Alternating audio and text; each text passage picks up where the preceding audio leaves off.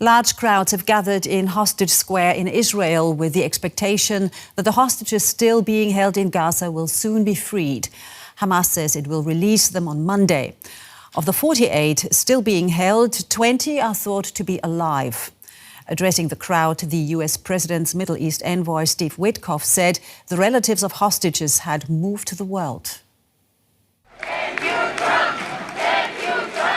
Every Saturday for almost 2 years, families and supporters have met here at Hostages Square to demand the return of their loved ones.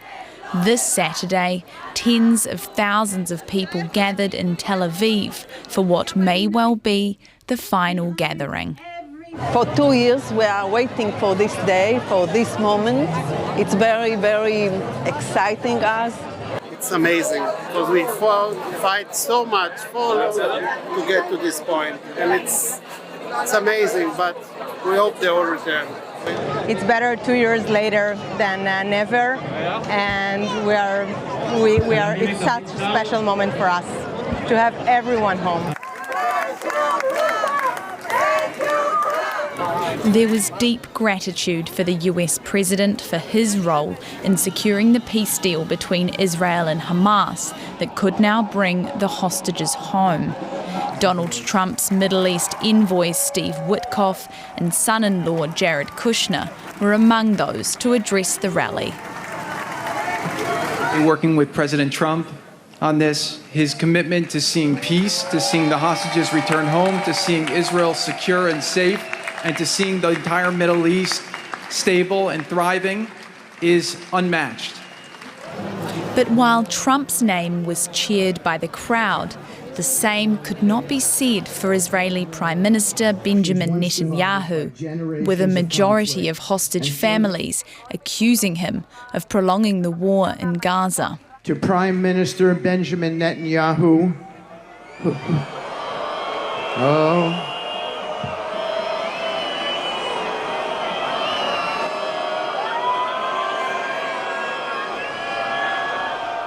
Earlier in the day, Witkoff and Kushner were given a field tour of Gaza, with Israel's military releasing this footage. It says they also visited a military base in Israel's Reim, where the hostages are expected to be taken once they've been freed.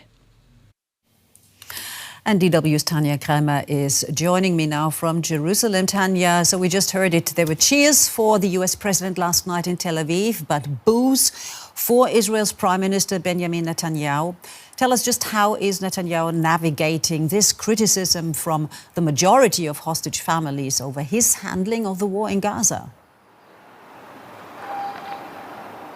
Well, I think Prime Minister Benjamin Netanyahu knows very well that there has been a criticism from a large part of the population, not from all Israelis, how he handled the war. A majority of Israelis wanted to see an end to the war in order to release all the hostages, in order to get them back home. It was an unusual moment, so because if parts of an Israeli public is booing the Prime Minister while there are foreign dignitaries standing there addressing them, so he already heard from his coalition partners that have sharply criticized those Israelis booing him, saying this is not patriotic. But again, many Israelis have accused him of prolonging the war for his own political gains, for not doing enough. There's also the sense here that he was kind of pressured from US President Trump into this agreement. Of course, the Prime Minister denies that. But what we've heard here during those protests, and not all Israelis have been going to these protests on Hostage Square, but they felt much more heard and seen by the US President than by their own Prime Minister. But I think right now, of course, everybody's waiting for the hostage release to happen, but there's already a lot of talk once this is over, once we're getting into this first phase. There are so many questions then that remain open again, whether this agreement will then fully fulfilled, but then the internal debate will really start about the war and October 7. Now, as you just mentioned, the people in Tel Aviv are waiting for the release of the hostages. Palestinians are continuing to return to their homes in northern Gaza. What are they facing? Well, I mean, we've been talking to them over the course of the past days, and I mean, challenges are so huge. It's really hard to describe them in a few words, what they've been telling me. A lot of them were anxious to find out, those who have left Gaza City after the Israeli military pushed into Gaza City to seize and conquer it, and they were displaced once again. They said, we wanted to go home and see what's left of our home. Many people find neighborhoods completely, almost systematically destroyed, so they have no home to go to.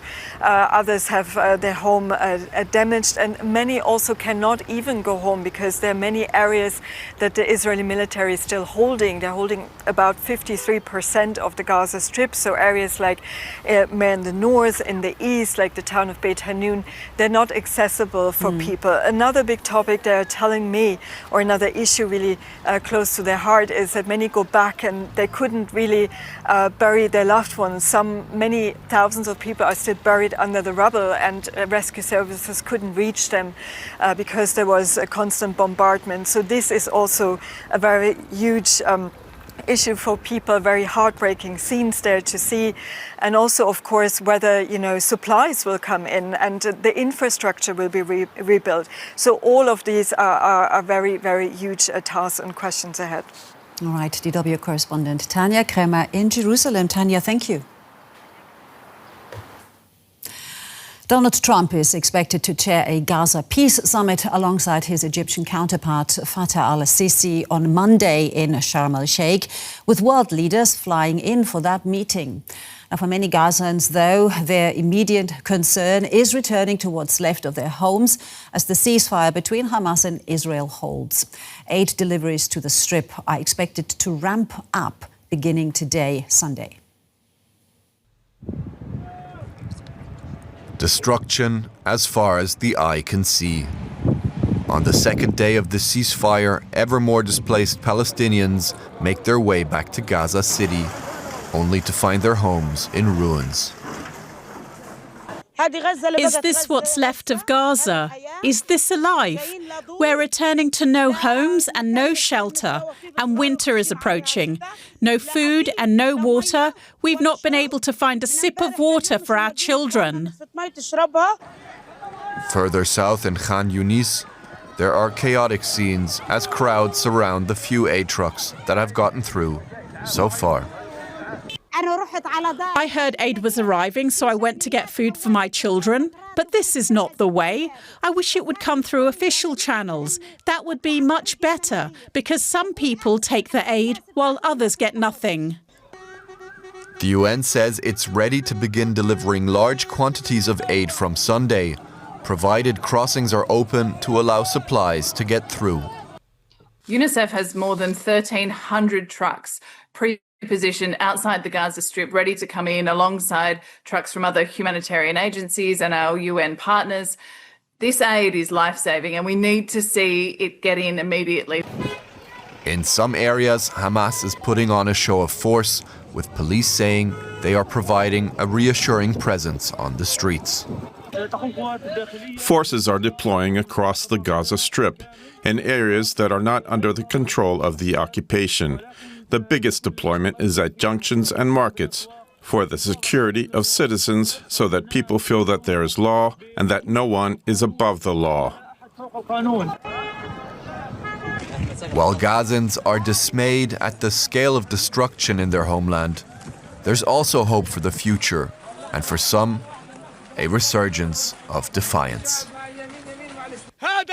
This is the flag of Palestine. It runs in our blood. Destruction, death, men, women and children have died, but the flag will remain. With the rebuilding of Gaza just beginning, it's clear that while the war may be ending, there are still diplomatic and humanitarian mountains to climb to create a lasting peace. Well, we're joined now by Amjad Shawa. He is the head of the Palestinian NGO Network, P-NGO, and he's joining us from Deir al Balah in the Gaza Strip. Good to have you with us. Let's start, first of all, with the question, what are the main priorities for an NGO like yours in Gaza right now? Thank you. Everything is a priority, starting from collecting the bodies which are for months under the rubbles of their homes. And already in the last few days, hundreds of these bodies were collected. And although that we have these heavy machines that can help the civil defense and the medical crews in order to collect the bodies. Also in the yards, almost everywhere, we collect some bones and things of these children, these women, who are sometimes trying to escape from these intensive airstrikes that all over Gaza Strip witnessed. We are still in the early beginning of this ceasefire deal. And today we will have the entry of the crossings to get in hundreds of commercial aid trucks. We hope that it will include the basic needs as shelter items, whether tents, caravans, blankets, mattresses. These people lost their belongings, everything. And they just flee to wherever in the middle area in the south. Water facilities to be rehabilitated as soon as possible. There is very limited amount of water for drink and daily use, which most of this water infrastructure was destroyed. So also the health facilities, about 82% of the health facilities out of service. And also the medical personnel, which about 1,600 were killed, 360 were arrested and detained by the Israelis. At the same time, this trauma that everyone passed through need to have kind of treatment. The malnutrition, I have to remind the world that UN declared Gaza as a famine zone. Yeah. And this situation is not alleviated. It's more deterioration that we witness. We want really the humanitarian organizations to work, to deliver in dignified way. As the lady mentioned, the women who were carrying this food parcel. We support the Israelis engineered the chaos in Gaza. So we need this. Yeah, so Amjad, yes. it's the priority, of course, is to bring aid, to bring supply, food, tents, you name it, to the Gaza Strip. But as the people are returning, you also mentioned debris and rubble. Are there any specific risks that they face as they return to their homes? Yes, so many risks, and already we received so many injured cases because of these exploded devices left by the Israelis in the different neighborhoods and homes, and so many cases that we witnessed these devices were exploded, and it's considered this.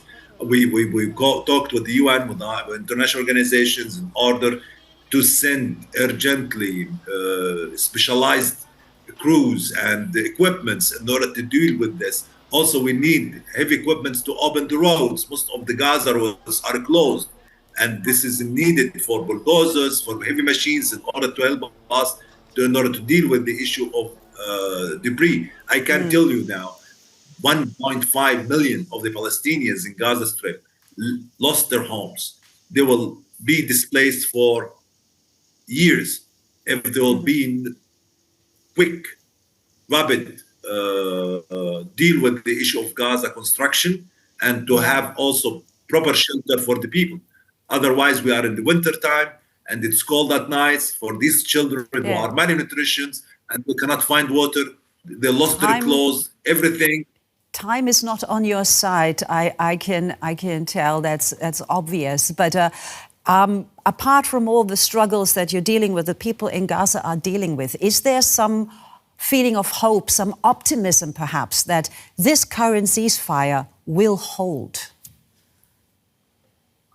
We are inspired of the German experience.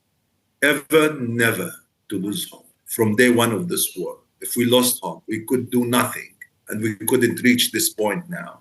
We will keep hope that at least some voices, some efforts can be done on this regard. Right. We are right-based approach organizations, and we will work for the sake of the people. And we will continue our struggles to get them services and to alleviate their suffering. Well, Amjad Shawa, head of the Palestinian NGO Network, P-NGO, in Gaza. Amjad, thank you so very much for sharing your insights with us. All the best to you. All the best. Thank you.